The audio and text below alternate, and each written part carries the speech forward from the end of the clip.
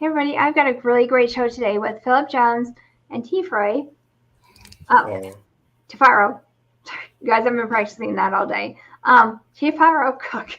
You know what? Phil's laughing at me because we just did this. Sorry, guys. But you know I love you. And we've got a great show today because I'm going to have my first Kidney Awareness Month, Kidney World Awareness Month, podcast on today for PodcastNotPodcast. Now, first of all, we have to say something about this because I need to remind everyone that I'm not a doctor or a nurse, and I'm having them on just to tell you about their journeys with kidney dialysis and kidney, all the different types of kidney disease that they've had and what they've gone through. And it's more of an educational thing today, but these two just share with all of you what they're going through right now and what they have gone through. So, Philip, I'm going to have you introduce yourself first, and then I'm going to have Tifiro introduce himself second. So please share your stories regarding kidney disease, kidney transplants, dialysis, diet. And I will let you know that Christine Smith today, you guys mentioned that you guys are discussing your lives and you're telling your true lives. And that's what she's excited to watch today. So I'm excited to have you guys on. Thank you. Thank you. Philip, We appreciate it. Thank you. So I'll keep it, give you the brief story. As Cook like to say, steak and potatoes. And so my name is Philip Jones. I live in Southern California. Was diagnosed with chronic kidney disease at the age of 4 due to post strep.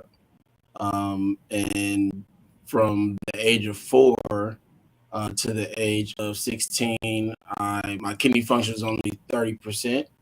At the age of 16, my kidney function started to rapidly decline, which made my pediatric nephrologist switch me to another facility to go on to dialysis and get ready for the transplant process. After got on dialysis at 16, 6 months later, February 2007, I got the call for a kidney transplant at UCLA Medical Center.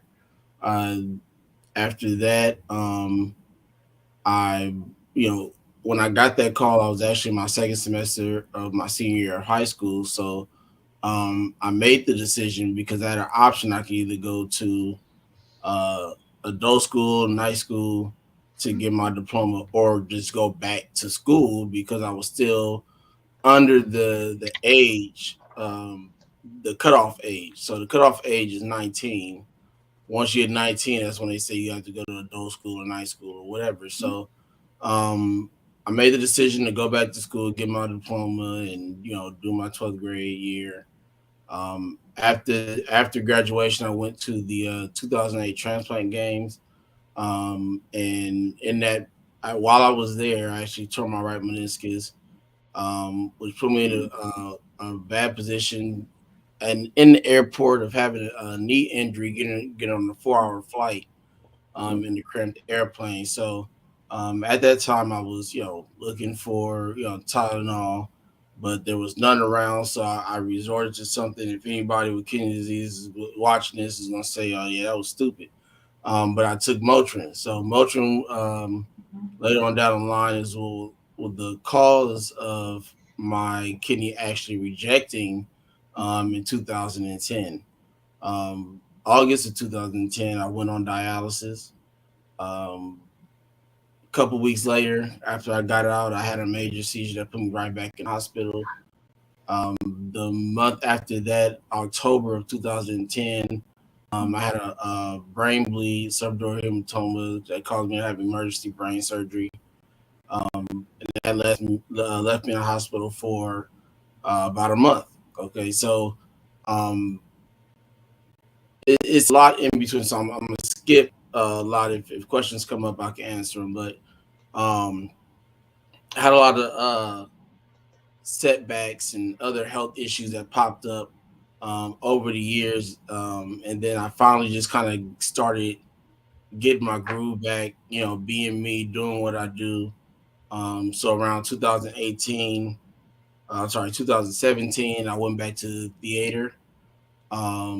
And been with the LASC theater department for past 4 years, 5 years. 2019, I had a surgery. It was called a parathyroidectomy, where they remove your parathyroid from your neck and they place a certain amount of it, in another place of your body. Mine is in my arm, right here, and so after that, went back to theater. We actually ended up with the production we did called Criminal. We won 3 national awards from the Kennedy Center in Washington D.C. 2021, I started a second chance March 1st, 2021. Mr. Cook came on. Was that July, I believe, of last year, and we've been, rock and rolling ever since. Just trying to save and change lives. It's So amazing. that's And you my know what? real brief story. Trust me, it's a lot longer than that, but I'm trying to keep it I short. know. But you know what? You didn't even tell me that you were in a play, or not a play, but a show, the Kennedy Center. I used to work there. Never told me that. Yeah, I've been in theater for a while. Yeah. When I first started, before I went back on dialysis, I was already doing theater. I did a couple plays in high school as well, um, and then I got back into it in college. So, but yeah, it's that one thing that you have to find to do to get you back, Yeah. or be able to get you away from those issues that you deal with. So for me, theater um, is my getaway, so to speak, right? Yeah. I'm able to go to rehearsal 3 times a week for 3 hours and just be zoned out on that stage and do what I do there, Yeah. and not even have to think about these 4 walls, dialysis machines, and things that nature. I don't think about that again until I get back home. So Right. that's my getaway. I found a lot of peace getting back into that. So my other thing that I'm getting back into this year will be coaching. I've coached 3 years. My first year was when I was 18 years old, right when I graduated from high school. I coached at Maynard's High School. I was a varsity quarterback coach there. Coached at Westchester High School for a little bit, and Washington High School as well. So uh, Wow. coaching is a big part of me, because I mean I can't play no more. Miss Cook, can't play no more. So you got to find something to be able to enjoy the game. Yeah.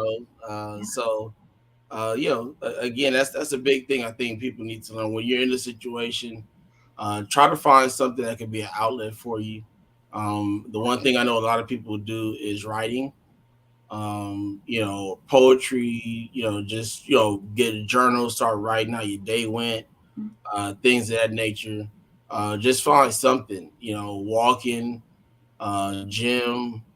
You know,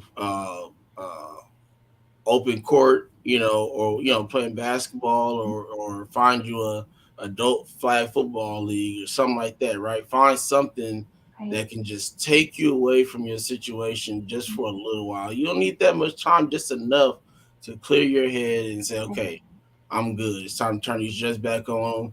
Time to get back in the ring and get to boxing again and do what you do.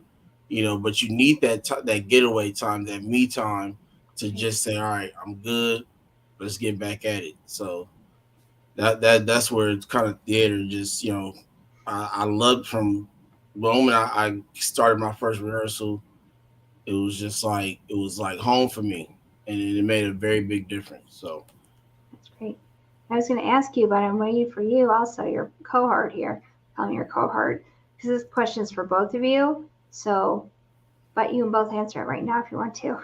Because it kind of gets down to what you're talking about. You need to keep yourself up and not depressed and down. But do you guys participate in a sport group at all, separately or together?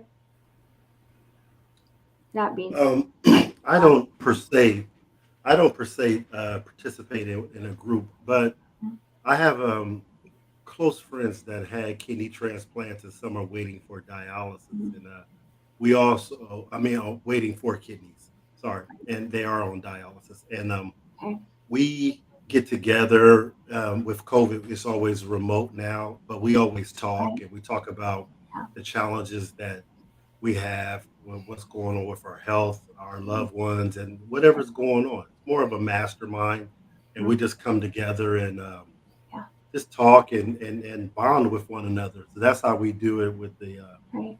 support groups. We have our own groups, but I love support groups, especially for any situation, whether it's for health, Mhm. whether it's for depression, whether, I mean, mental health or, Right. physical health or any of those things Mhm. also. So I have no problem with those. I Have like you them guys a lot. have you guys both felt that maybe the fact that we're actually able to do a lot of remote things now, it's easier because then you don't have to travel a lot and you can actually meet people around the world. You might have the same situations as you have, but you would have never met them. I mean, that's how I met you guys, right? Right, exactly. I wouldn't have met you guys if it wasn't for Alexandria, and I would never have met her, right? You So, know, yeah, I agree. I agree with you. That's funny. I have clients with kidney care coaches throughout the country, and mm, I'm talking every time I'm talking to somebody, they're in a different state, stuff like that. yeah, So COVID has brought us together as well. yes, So you're right it about has. It has. So anyway, back to Philip for a second. So Philip, I want to talk to you about the second chance. Tell me a little bit more about that and let everybody know what you're doing with that, if you can. So second chance was started just to basically get people's story out. How they got through their low points in life. Is not only to just kind of get their story, but it's kind of like, hey, we want to put the spotlight on you for a second. Just let it be about you. But at the same time, it's a two-way street. It's about them, but it's about people watching as well.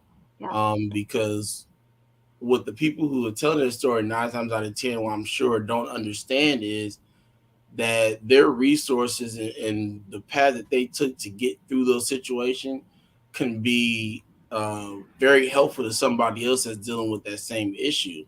right. So we try to get uh, those resources and connections for people who are dealing with certain issues to help them get through these things. So, like Mm-hmm. for instance, if somebody's, we know somebody is dealing with maybe breast cancer or even kidney disease or whatever, anything like that that's Right. watching, but we have that person on the show that's dealt with that and went through the ups and downs of those situations, and their story alone can change someone's life because now you never know what mindset that person was in, right? Right. We talked about depression, mindset, mental illness, Mhm. mental health today during our show, and so just to be able to say, hey, I dealt with this, these are the roads that I went through to get through it. Mhm. You can get through it as well. Can help anybody get through it because you never know uh, what they're thinking or what they've been through with that situation. And they may be on the verge of saying, you know what, I give up. I don't Yeah. care. I don't want to do this anymore. And I give you a perfect example. Um, there's a lot of kidney patients that, or just transplant patients in general, who just give up. They tired of dialysis, or they don't want to even, I think it was me and Mr. Cook. He was telling me, was that you? Was telling me you had you knew somebody who Mhm.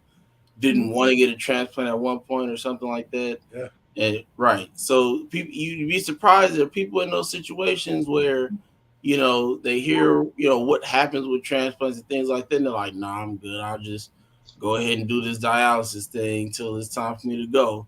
And I'm like, how much sense does that make for you to hinder yourself and uh, shackle yourself basically, to a machine all your life when you very easily probably could just, go ahead and have this procedure done, get a new kidney, and go on with your life, and do do great things. But everybody has their own mind, or nobody's the same, so you know it's understandable.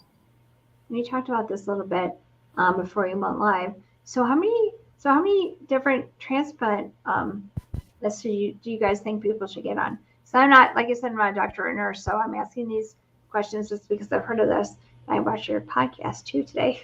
So I mean, it's not easy to find. I mean, it's not easy to find a heart. It's not easy to find a liver. It's not easy to find a kidney. It's just not easy, right? It's not easy to find stem cells. So how long will it take somebody to find a new kidney? And I know, Philip, that you're on a transplant list right now, aren't you? Again, for a second one. Getting on the transplant list. Yeah. Hopefully very soon. Yeah. Mr. Cook, you want to answer that question? Yeah, I'll answer the question. Once you get on the transplant list, the goal is to get on several transplant lists Mhm. as far as with the hospitals, get on their list with the hospitals. Mhm. The reason why you want to get on different ones is because it'll give you more opportunities to get a transplant. Mhm. Now, sometimes it could be challenging because if you're on several of them, you have to keep up with all of them also, and you might have to fly to a different state. You might have to go to one or something like that. So you have to have resources, and that's very important too. And you also have to have a support team if you're going to be on several of these transplant Right. lists. So and it takes it's a strong regimen. Myself, when I got my transplant, I was on a couple of them also. Again, but it gives you more chances to get a kidney transplant or any type of transplant, if you will. How That's why many you how want. many kidney transplants have you had? Sorry to cut you off. I've had two so far. Two? Okay. Mhm. So we're talking about, I was going to ask you guys both about the rejection drugs. Like, why do people need to be taking those drugs? Because I know that some people are like, yeah, I'm just going to blow it up and I can do it today. But then you have a better chance of not having the kidney accept, right? Is that true? Bill, you want to take Again, this? not a Or doctor or nurse, but just what Yeah, I can. The anti-rejection pills are very important. That's why uh, we've been fighting for a long time to get this immuno bill passed to help people be able to keep taking these anti-rejection medications without having to worry about financial situations. Is very important because without them, 9 times out of 10, no matter how much of a match you are, you'll more than likely reject because, like mm, Mr. Cooks noted before on the show, you have a basically an unforeign object going into your body and it's trying to accept it, but mm, what it's really doing is fighting it. And so without those anti-rejection medications, you will not make it probably getting out the hospital. The average time is, you can say 3 or 4 to about 6 or 7 days wow. of recovery time in the hospital. And so, those anti-rejection medications are very important, Mm, um, post transplant. So, and those are medications that you'll take literally for the rest of your life as long as you have a transplant. wow. Those are the medications that cannot go away. Mm, You may start off on 18, but you'll end on 2 at the end of the day. Or wow. how, if you may only need one, okay, fine, but you will have some type of anti-rejection medication. Okay. it's true. It's good to know. By the way, my friend Lori Fisher, who's putting some things up here, she said a can-do attitude is even obstacles coming to mindset is key. So she's gone through some hearing issues, and since she was a baby, like they didn't know she couldn't hear. So she's had 2 cochlears put in her ears now, other Mm, ones too, and that's why she's saying a can-do attitude. And even when the obstacles come in mind, your mindset is key because I've watched her go through all sorts of obstacles with these. So that's why she keeps saying things because she can completely, even though she doesn't have a kidney problem, she can completely like um, attest to what you're saying and actually understand what you're saying too. right, right. So Right. she gets that. Um, so anyway, I just want to say hi to Lori, Christine Smith, who said you're living. That's why you're still here because you're living your lives. You were just saying that. You both were saying that you have to do that because if you don't have anything to look forward to, right? It's true. In the same way. So and Christine saying, "Wow, it's a full time job to become a recipient," which it It is. really is. It is. It's life. Once that needle hits, or that knife hits, and because it's life for you. Right. There's no other way to go. Mm-hmm. I would suggest that when you become a recipient, you become probably the biggest reader on the planet, or watch YouTube videos or whatever. Just become knowledgeable, because what you don't want to do. I mean, I hope nobody, I don't want anybody to do a rejection, but Mm, um, you know, when I went into rejection because of what happened the first time, right? When I got mm, done my first transplant, I paid attention to any and everything and every appointment possible, mm. because what I didn't want to do was, because of my lack of knowledge, it hindered me from being able to get another transplant. Oh, And yes. so the fact that the knowledge that I do have, along with people like Mr. Cook and other transplant recipients that I know that have helped me on the knowledge side, it's put me in a position to be able to get around certain obstacles that may have been in my way had I Mm, not known, because I'd have just been sitting there stuck at a barrier, like I don't know what to do. mm. Yeah. So I just sit here, but because I have that knowledge, I was able to get around it. So when you become a recipient, you get all the knowledge you can about it, because you don't want to get stuck. If God forbid something happens to that transplant, you have to go through it all again. Mm, As well as the reason why knowledge is important is advocacy work. I'm not saying you gotta, be, do what me and Mr. Cook are doing, or, you know, mm. uh, kindness for kidneys or Jim Myers or why not or whatever. But you always want to be able to give out a lending hand to another recipient, or possible recipient, because they're going to have questions. If Mm. it never fails, there's going to be questions, and I you want to be in that position to be able to answer them. So agree. I just say, uh, get as much knowledge as possible. It is a full time job, Mm, because you have to not only know yourself, your own body, but you also have to know those medications that you're taking, side effects to it, yeah. you know, what you're allergic to when it comes to these medications and things of that nature. So Mm, it's a lot. It's a lot. But when you want to live, you yeah. become dedicated for sure. Yes. Exactly. So we're going to Mr. Cook. Do you have anything else to tell us about a second chance? Chance? So I know are you doing some more things with that right now? Can you tell people Um, Yes. about both of you? no, go ahead, Ms. Cook. Do you want to hear about? Do you want to hear? Um, well, second. Let me tell you how I started Second Okay. Chance.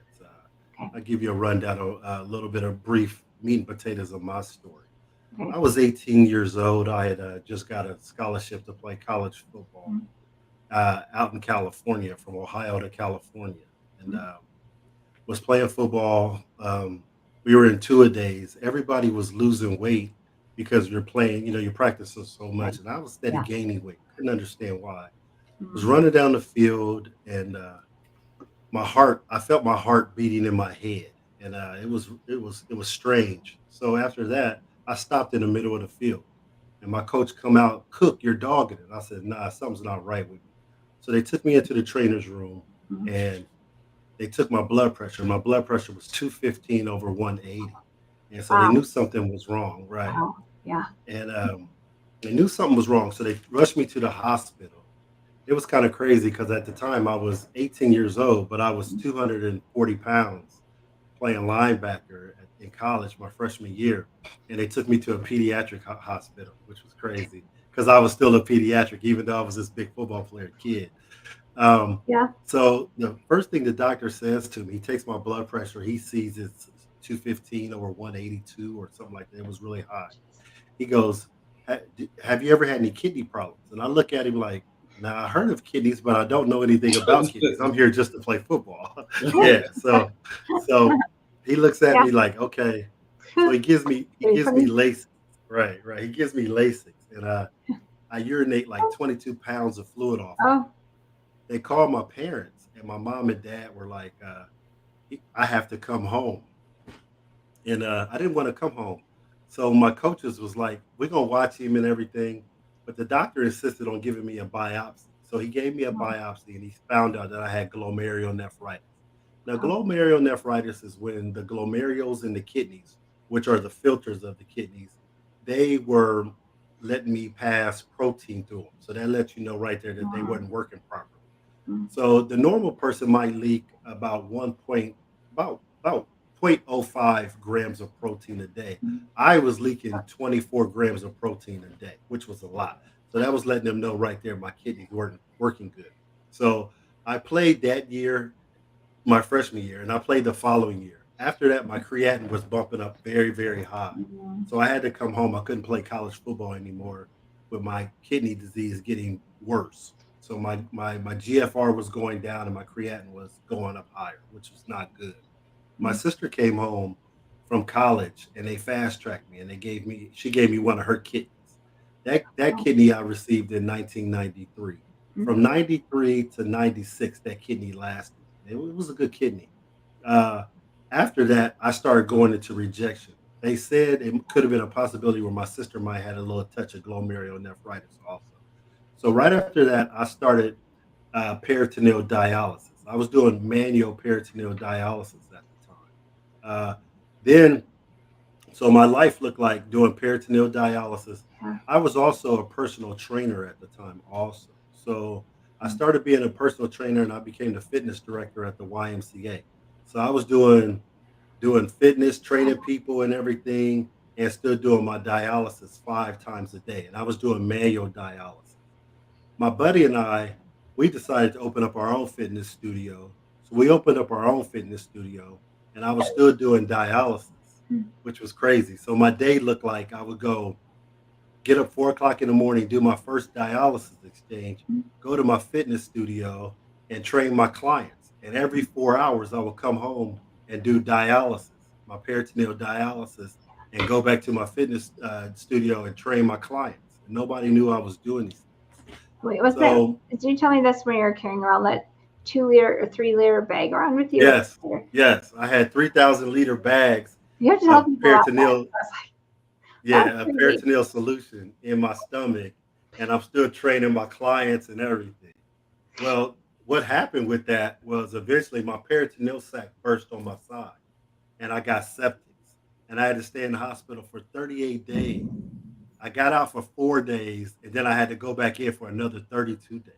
When Mhm. I went back in, they couldn't do peritoneal dialysis for me anymore, so I had to start doing hemodialysis. So I did hemodialysis for 5.5 years. So what my life looked like after that was I would do my hemodialysis 3 times a week. And then once I was done with my hemodialysis, I would go to my fitness studio and train my clients. On days I didn't have to do dialysis, I would still train my clients. One of my clients came to me and she was a good friend of ours, family friend. Mhm. And she said, Tafaro, I see all these people, you helping people and people don't even know what you're doing. You're doing all this dialysis and things. So she went to go get tested and she found out she was not a match to me, which Oh, was cool. So eventually, well, let me just tell you this little part. hey, When I Mr. Cook, was in the wait, dialysis studio, wait, go ahead, I'm I'm gonna sorry. cut in for a minute because look Yep. who's here. The doctor's here. Okay. Doctor's here. She said hi to you, Phil, and to you, Doctor Uh, Cook, Mr. Cook, Doctor Hello. Cook. hey, how you doing? Okay, you're a doctor, but you're not. Not on your either. But because who else just came in? Sorry, I'm like kind of Anthony Reed, he's a good Anthony cat. Reed's here too. Yeah. Thanks for coming in, Anthony. Mr. Thanks Reed, for what's coming going on, sir? in. And Alexandra, thank you for stopping by. But anyway, so keep going with your story. Sorry, I didn't mean to cut you off. Okay. No, that's fine. That's fine. Well, in dialysis center, I knew that exercise was helping me while I was doing dialysis. And I felt like I was in two worlds where I was training my clients and then I would go to this world where everybody was not healthy. And so I thought I could bridge the gap. So what I did was I started bringing 5 pound and 10 pound dumbbells and workout bands to the dialysis center. And I would set up little workout stations in the dialysis room in the sorry in the where people were in the I can't even think of the name where people Like were me. the Foyer, right. basically. Yeah, I would set up in the waiting room. That's what I would do. and I had people exercising before they would go on dialysis. And what happened was the doctor came to me. He came to the nurse and was asking people, why is their phosphorus going down?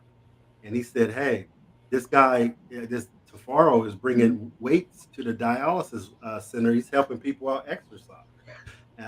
At the time, it was crazy because at the time I didn't ask HIPAA, I didn't ask anybody. I just started bringing weights and stuff to the dialysis center and started Yeah. having people exercise. And so after that, my doctor came to me and he started having me speak at different dialysis centers and hospitals and stuff like that. And then National Geographic came to me and they did a documentary on my transplant. Wow. And so my transplant was called the incompatible transplant at the time. And it was the sixth transplant that was ever done in an incompatible way, where I had a donor and she wasn't a match to me. So she went to John Hopkins and she put us in a database. And what they did was matched us up with other people. And that's how we did the documentary on us at National Wow. Geographic. You can check out the documentary. It's called Emergency Transplant. It's on my website at kidneycarecoaches.com also. Okay. So after that, yeah, it was crazy the transplant. So when I went to John Hopkins and got the transplant, just like Philip said, your immune system will attack your kidney.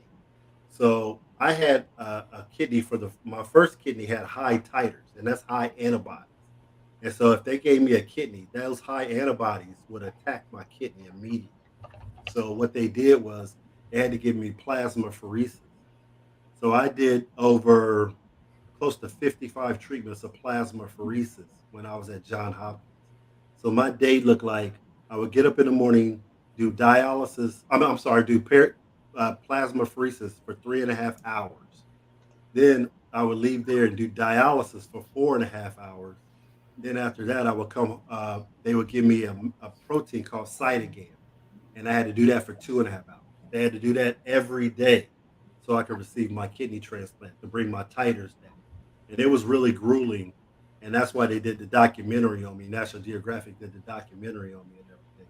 After that, I received my transplant, and I'm doing great. I'm working with Phil. I'm also a kidney care coach, and that's what I do. I love it. I love working with Phil, and I love working with patients as well. So thank you for having me. Thank you for guys. Thank you for coming on today. So you kind of discussed conferences and symposiums. So but you're both doing those also. It's more for educating public and kind of like what you're doing right now, right? I'm happy you're on today because I'm like I haven't had anybody with. I've had people with diabetes on, but not with people that have had to get kidney transplants and things like that. So I think this is the next step up for what I'm doing for people. It is, yeah, it's the next step up for sure. So I'm like, not gonna say anything that's like doctor and nurses, but right, Alexandria, I've been good at that.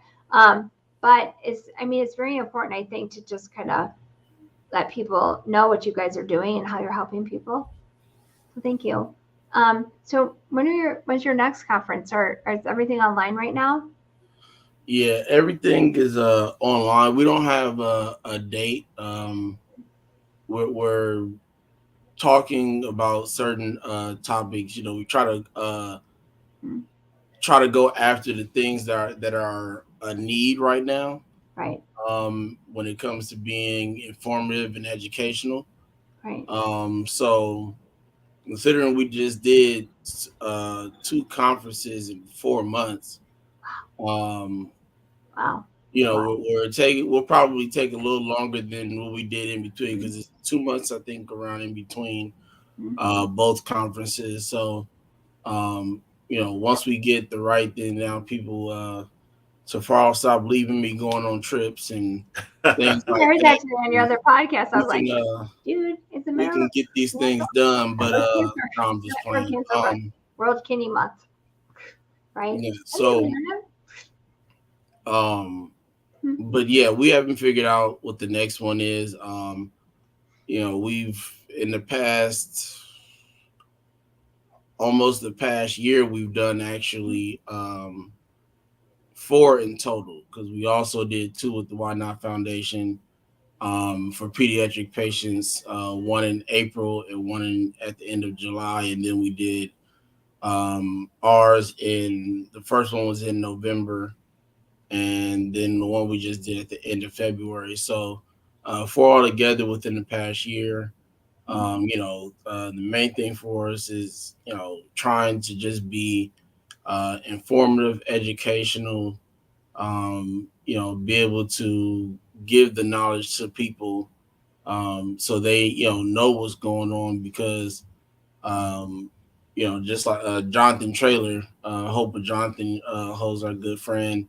He's the other collaborator with us on our conferences. And so, when he tells his story, he's like, man, I didn't know anything about kidney disease, when I got sick. And that's what we're trying to prevent. We may not be able to necessarily prevent people getting sick from it. We're definitely trying. Don't get me wrong. We're definitely trying to put people in a better situation, especially when it comes to nutrition, physical activity, things of that nature, where they don't have to worry about, or at least, try to stay out of that zone. But it's also about just being able to give that information. So if they do have to battle it at one point in their life, they have some kind of knowledge on it, right? They can talk to their doctors, and stand tall and talk to them, face to face, about, how they want to do dialysis, or how they think the treatments will go. Or, again, we always say you need to know your own body, right? Everybody's body is different. You need to know what kind of body you have, what you're allergic to, what you can take, what you can't take, side effects of certain medications, things like that. Because what happens is, when you do, get face to face with kidney disease, a lot of medications are going to be thrown at you. And so you want to be able to protect yourself and say, hey, if your blood, because 9 times out of 10, your blood pressure will shoot up. So you want, if you're allergic to, isosorbide, you need to be able to tell that doctor, because those are one of the major blood pressure medications that they give. That clonidine, and it's a number of other ones as well. But you want to be able to communicate that with people. So I think one of the biggest things. Was somebody in there put knowledge is power.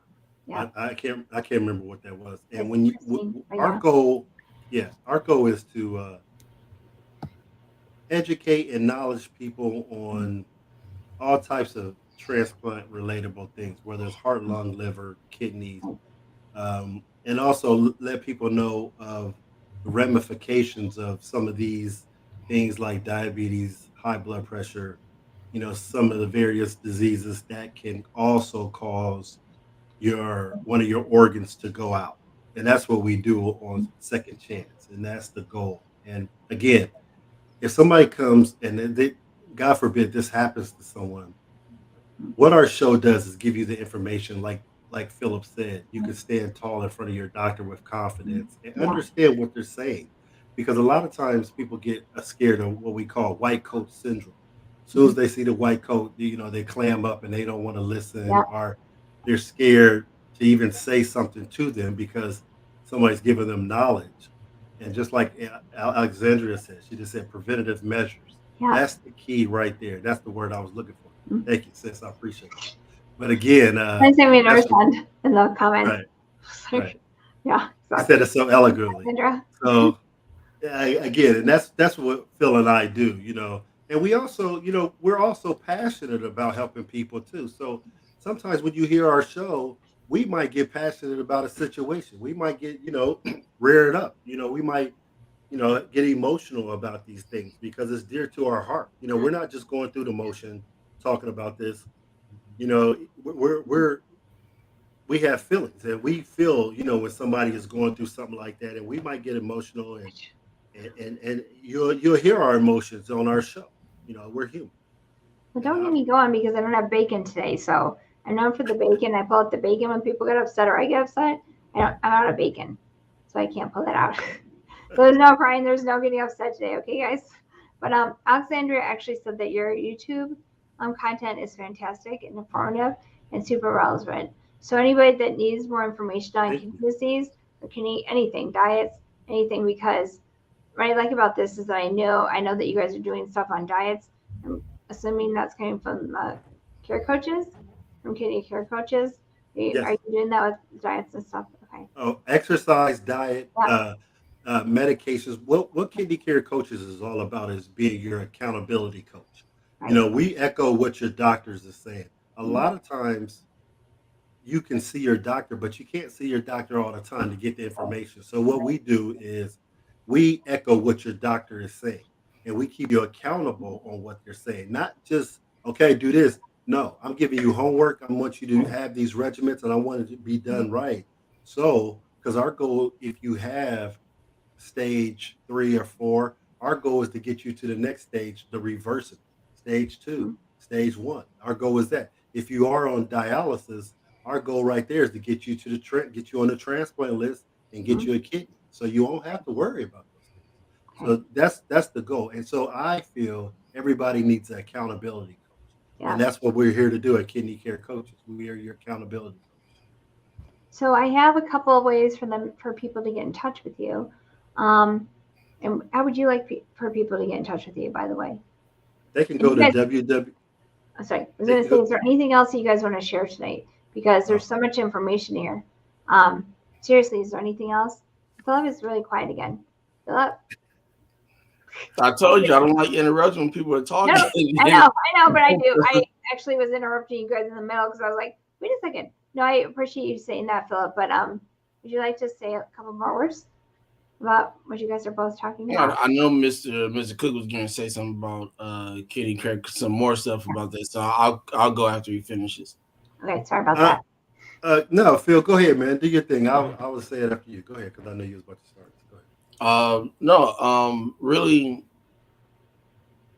we care about not only the kidney community but the transplant community in Mm-hmm. general. And it's the reason why we do what we do, right? It's not about the recognition. It's not about awards or anything like that. I will be okay if God calls me home and I don't get one award, but if I can get some calls that say, "Hey, you saved my life," or I was able to reverse this, or Mr. Cook can get a call and say, "Hey, I was stage 4, now I'm stage 3." Like that's what we work for. That's what we put all this work into, on a daily basis. I mean, we do 6 shows a week out of 7 days, or at Yeah. least try to when people don't Mm-hmm. sleep like myself. Um, but it's we do this to make a difference, right? To me, I call it changing and saving lives. We want to be able to support and put people in a position to be able to make the right decisions if having to face these difficult situations, right? Or be able to put them in a position to, and it's not necessarily get out of it completely, or at least put them in a better position to be able to live and thrive, in life and do the things that they like to do. Like we got our dreams and goals got taken away from us, right? I was a little bit more luckier than Mr. Cook because I was still able to get a couple seasons in, even Mm-hmm. dealing with my, well, more than a couple seasons, but when it came to dialysis, I should say, Yeah. um, my senior year when I was on dialysis, I played, still was able to play football. When after I had my transplant, I played a year of college football. After that, they ran a year of college track. So, um, you know, again, like you said, you like Ms. Cook says, you line up 20 different patients, and you're gonna get 20 different stories. Yeah.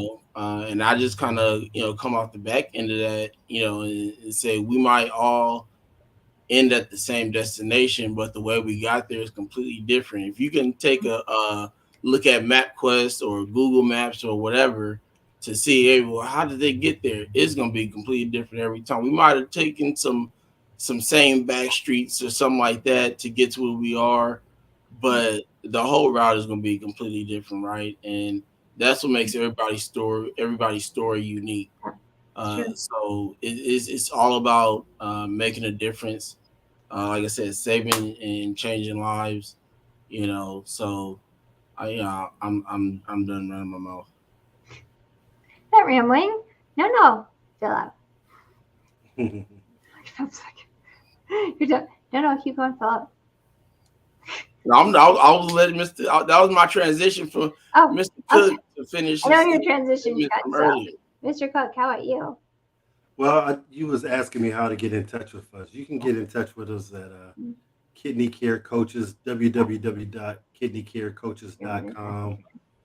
I have a book coming out shortly. It's called The 10 Dialysis Commandments.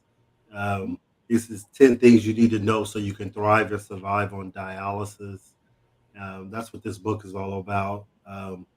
Also, Phil and I will let you know when we're doing our next conference. Okay. Our last conference was dialysis 2022 dialysis conference, the good, the bad, the ugly. We're going to let you know about our next conference. We're going to get that underway, and it's going to be bigger and better like all of them. Yes. So my question is, how long can people stay on dialysis? Well, I did it close to 12 years. Philip Wow. is doing it right now, going on 13 years. So Wow. Philip, how do you he's feel still about that? going strong. He's doing great. He has me in his ear about certain things. I get my coaching chops talking to him, coaching him on some things. Yeah. Even though he does know what he's doing, I still like to act like I'm a coach to him because he's my little baby brother. So I need it. So I definitely appreciate it. He's my baby brother. Well, I don't know how you guys are, but he really be your baby brother? I don't know about oh that. yeah, I'm old. I'm an old man. So Philip is my baby brother. I keep it real. Oh no, yeah, it can definitely be a possibility for sure. Possibility of that. Okay. Yeah, it definitely can be. He But is my baby brother. it's Oh. I tell people a lot of times, how appreciative I am because he turned a second chance around bigger than he ever could imagine. Which is why, because at first I remember when I was sitting there thinking, I said, I don't know if he wanted to do it or not. And it was like the third week because we did a collaboration. His first month we did a collaboration. It was actually a second chance and the One Eye Foundation, who we both work with, that helps pediatric transplant patients, pre and post pediatric transplant patients around the nation, and so when our good friend Edward Drake said he wasn't able to do it, I said, all right, well, what's the next best thing? And I was like, gotta be Cook.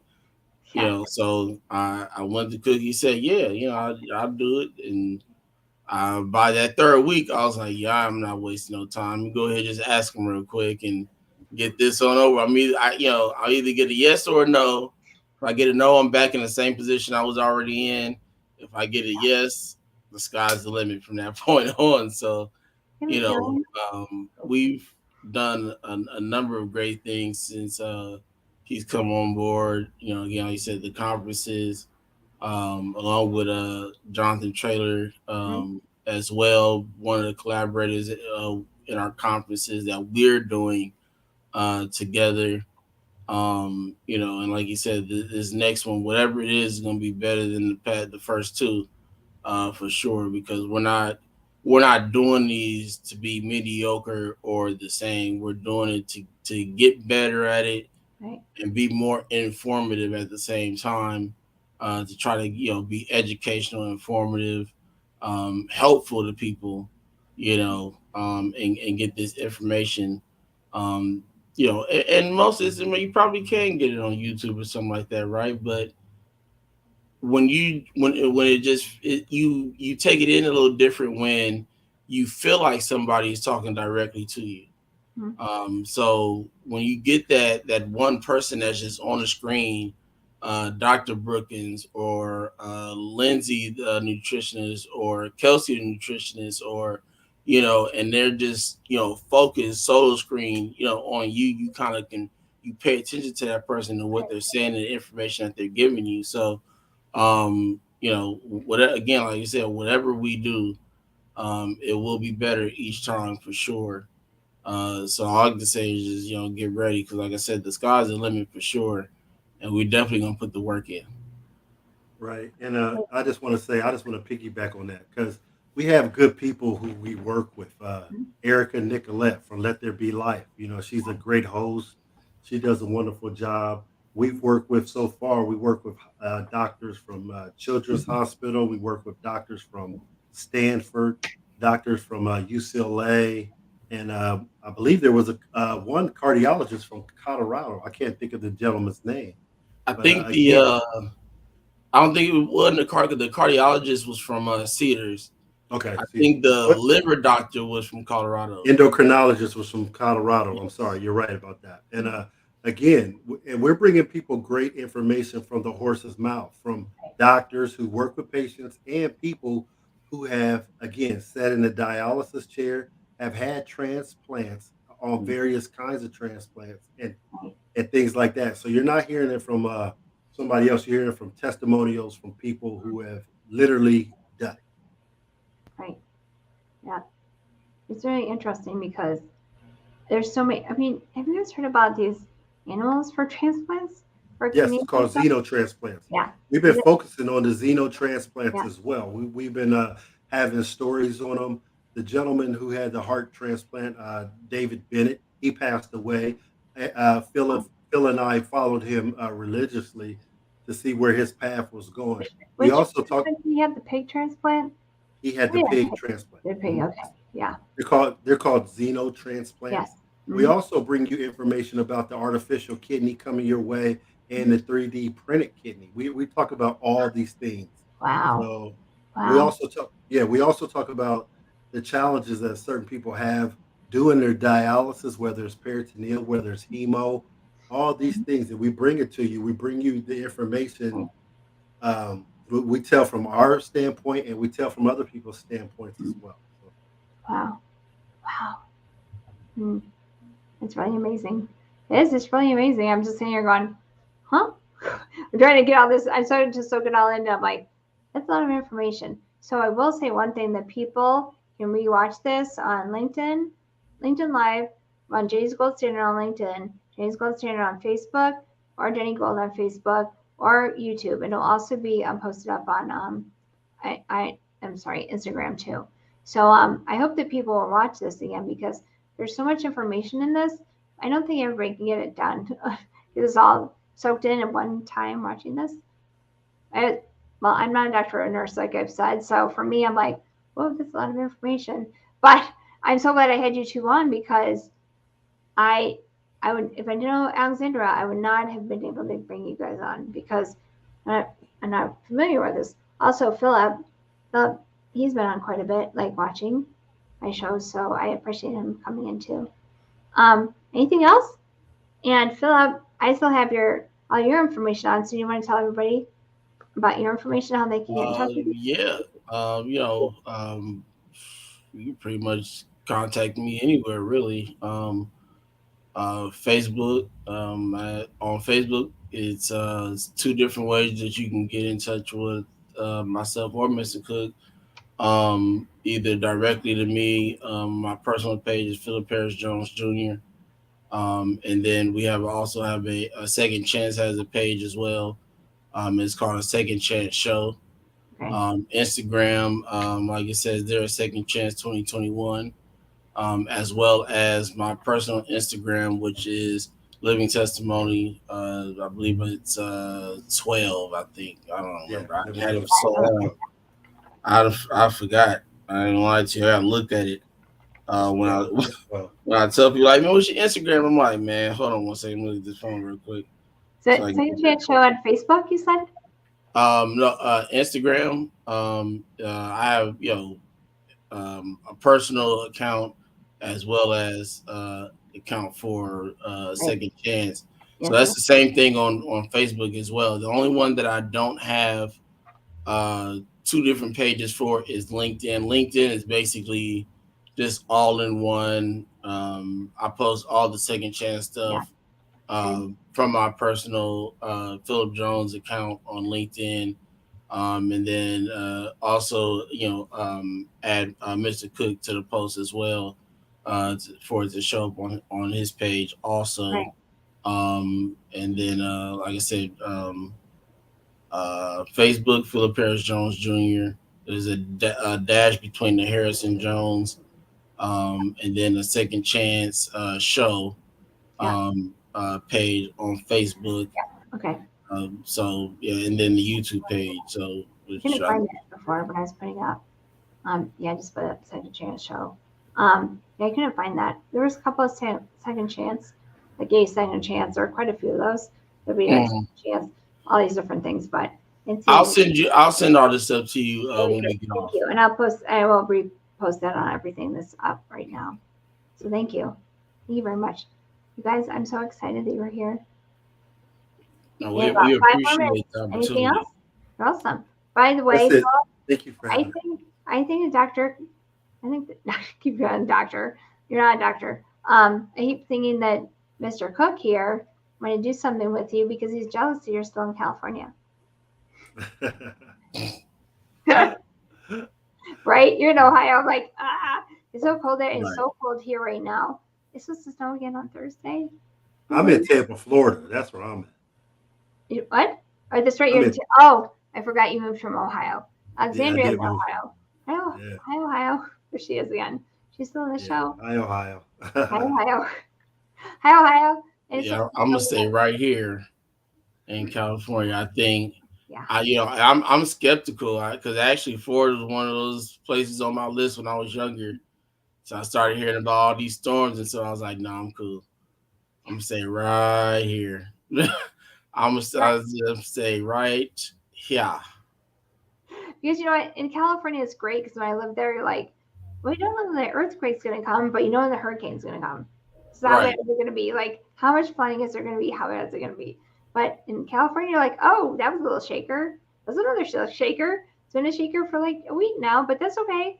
Because it goes away. It goes away eventually. So, right? Yeah, anytime you live in a place where it's called hurricane season, not somewhere I want to live, I'm cool. I know. It's very humid too. Okay. I'll deal with these nice little heat waves we get every once in a while and go on about my business. Not, I would even be able to do Colorado. I can do snow. At least too cold for me. Too cold for me. Really I like it though, but I like the visits. Too cold for me. It's nice to visit, but I mean, I thought, oh, when I come back here now, 3 seasons or 4 seasons. But I gotta tell you, it's pretty hot here sometimes in the summer. For some reason, I'm like, I feel like the humid. People are like, it's not humid. I'm like, it's humid here. I don't know why, but it's kind of humid, but not like you in Tampa. Yeah, we get humidity, buddy. I know, right? I always end up shows on the temperature. I don't know why. I don't know why, but I do. Anything else? Well, you gotta do it how you do it. But I thought Utah was like cold all the time until we ended up going for the transplant game in 2018, and it was 90-something degrees the whole week. Right. And I was like, the bad part about it was the convention center wasn't nothing but like a couple blocks away from where our hotel was. Yeah. But so it was like, what's the point of getting in the car? But then it was so hot. And so I'm like looking around, like, who's leaving anytime soon? So I don't have to walk. It's right. That was when the whole West Coast was having this massive heat wave. Mm-hmm. I just wasn't expecting it to be that far going east. Well, no, I keep here too. Wherever it's you guys hits us over here. It gets really hot here too. It's crazy. And the snow. You guys get snow in Tahoe? We get the snow from Tahoe. So thank you very much. Seriously. Sorry, I cut you off. You're good. No, I'm done. I'm done. We have 25 more seconds. So Alexander just said one of their recent videos. It's right there. Don't forget to like and subscribe to A Second Chance. Yes, please do that on YouTube. Please do that. And Facebook. Mr. Cook, your job got taken. Alex is gonna be our promoter now. Hey, I'm cool with that. She does a great job. I'm so glad she came on today too, because I'm like, Alexandra, come on. So she got here. I was like, yes. It's a real show, and Alexandra shows up. Anyway, you guys, love you. Thanks for coming on. Bless you. Bless both of you. So please stay in touch with me and let me know what's going on with you guys, okay? Definitely. I do know one real quick before we get off. Next Wednesday, 7:30 Eastern time. Don't ask me. I've yet to figure it out. I was surprised Erica. Well, Erica got a weird name like that too, last name, so she was easy to get it. But the nutrition that we had for our last conference, Lindsay will be doing a presentation on our show next Wednesday, 7:30. She hasn't told me what the topic is going to be on yet. She's a renal dietitian for dialysis patients, so she's going to do a presentation next week on Wednesday. So look for that, as well as Mr. Cook got something coming down the pipelines as well that we're in the process of putting together. Also, it's not a conference or anything like that, but it's definitely some good information that's going to come from it. So look for that, and we'll see you all hopefully soon and in the future. Thank you. Thanks everybody for coming. Bless you. Be well. Be safe.